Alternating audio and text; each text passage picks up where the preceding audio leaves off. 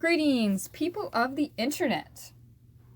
So today we're going to be talking about a lot of numbers and percentages, and I don't want you to worry too much about those. I will link them all, of course, in the description so you can fact check me. But the meaning of this discussion is more about the big picture. What exactly is happening in the anime industry in Japan, and what might be the reasons for it? So Teikoku Databank released a survey discussing the anime production industry and the research that they'd done. And they reported that over 30% of anime production companies were in the red for 2018. So that means 30% loss. And this is the first increase in 3 years, so it sounds like we were staying a little more stable before now, although I don't know if that means the percentage was exactly the same. This is also the highest percentage in the past 10 years. I think that's the more concerning number here. That means the last time we saw this much of a loss, because increase there does not mean increase in a good way, as in increase in loss, was over 10 years ago. Now let's look at a couple other industries to really understand why this is so concerning. So if we look at the box office in the US, now I realize the US is a completely different animal, so I get that, but I just think it's important to show that there are other media groups that are growing. It's growing by about 1%. Now, that's not a huge amount, obviously, but it's still growth. And not only growth, it's still profit. They're not just maintaining an amount that makes it worth doing, they're making extra profit. If we also look at US television, the numbers seem to remain fairly stable. Now, of course, there has been disruption in terms of, cable companies, but the overall profit margins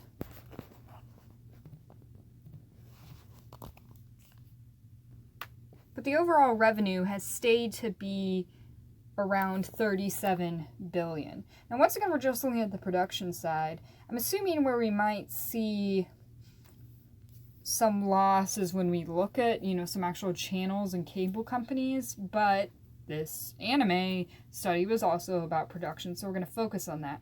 Also, the US ad spend went up 4.1%. So, it's not just media's going up, we're continuing to invest more into that media. I don't think that number was specifically for media advertising, but the point is, no one's scaling back here. So when we dive in deeper to the numbers, 23.2% of companies saw some kind of decrease in their overall revenue, which doesn't seem too bad. However, specialty studios is when it gets really concerning, because 54.7 of those saw a decrease. So more than half of specialty studios are seeing a decrease. Now, right off the bat, you're going to say that isn't surprising. They're making more niche titles. And while it's not surprising, one would hope that a niche dedicated audience would be able to keep them afloat a little bit stronger than that.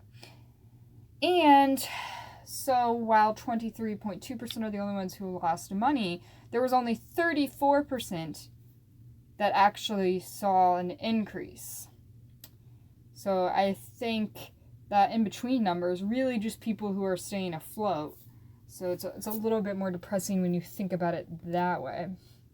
So the total revenue was 213 billion, a little over. In US, that's about 2 billion, a little under. That's obviously a lot less than the movie and TV industries, which I just mentioned. Much smaller when compared to that.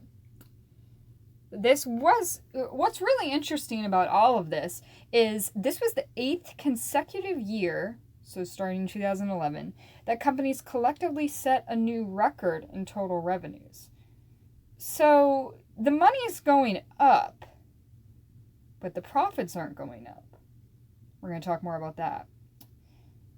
But what Teoku Databank attributed the increased total revenues to was production volume increasing despite the shortage of human resources. So I think, we've heard plenty about what the working conditions are like, and I think that's kind of starting to affect anime companies. So it goes into explain a little bit more about where this data is from. 90% of the companies are located in Tokyo. That's not really a surprise. I did think it was interesting that 32% have 5 or fewer employees. That's just wow. I never would have thought that small of a team was making at least a mainstream show, but I guess I was wrong on that. 34% have 6 to 20. And 60% of the companies are only small businesses with less than 300 million yen of revenue. That's only 2.8 million in the US. And apparently that's similar to some of the numbers that we saw last year. So there's a lot of small fish in the game here. The per studio average revenue was about a little under 8 million US or 843 million yen. This is an increase. However, I think averaging out a number when we've got these giant studios and these smaller studios probably isn't going to nail us too much. The average peaked in 2007. So I really loved this factoid here. Apparently, the average number was about 9.2 million in 2007, US dollars, 992 million yen. So I consider 2007 to be the golden year of anime. Digibro has a video about this.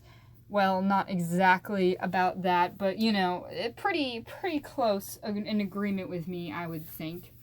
And it's interesting to see that sort of confirmed with the numbers because there's a lot of good anime that came out during that year. I'd love to make my own video about it at some point, but I never knew that the industry backed up sort of the creative ideals I feel came out in 2007, so that was kind of cool to see.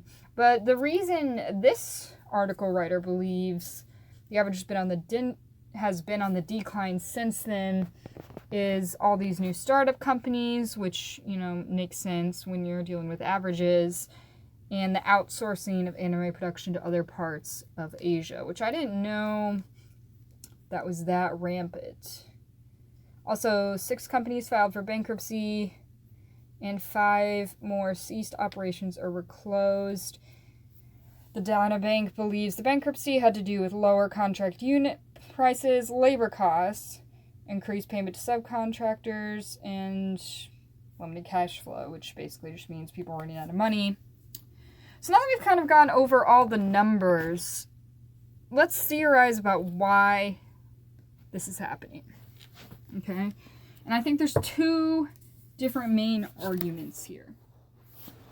One is the shows are just more and more expensive to make. If we look at what people expect out of graphics now versus that year in 2007 when we saw that really high average revenue, there's a huge difference, right? And also, of course, it's different in what the technology is capable of, so I'm not saying that it's impossible or difficult to live up to the standards, but at the same time, there is still more work involved, and I think especially when you think about the higher budget, nice animation, like if we're looking at some of the Kion Annie works, which I'm very curious to see how this might affect some of the numbers next year, but I would assume that would be taken into consideration. That can't be cheap to make. The other thing that I think is weirdly encouraging about this whole thing is actually that maybe they're paying people more. I keep seeing and hear labor costs being mentioned as a reason that companies are struggling, and I can't help but think that that means even if companies maybe aren't paying them more yet, that people know their worth. And that's encouraging to me because we have had articles in the past, things exposing in the past, about the labor codes that people are expected to uphold. I mean, just Google anime labor costs. I just did it, and one of the first articles that comes up is make anime in Japan get a shitty salary. So I really hope, I just really hope that maybe this is weirdly going to be a good sign. There's also another article that ANN published in 2015 that says an average 13-episode anime costs around 250 million yen, that's about 2 million US, and that most anime can't recoup this expense. Expecting to make that up through disc sales alone is a hopeless business model, but that's almost how all late-night anime are. And once again, they talk about merchandise here, which is something I talk about quite a bit. So, yeah, we have the same problem now. I think they even use the same picture in these two articles. We have the same exact problem. Anime is too expensive to make and isn't making enough money.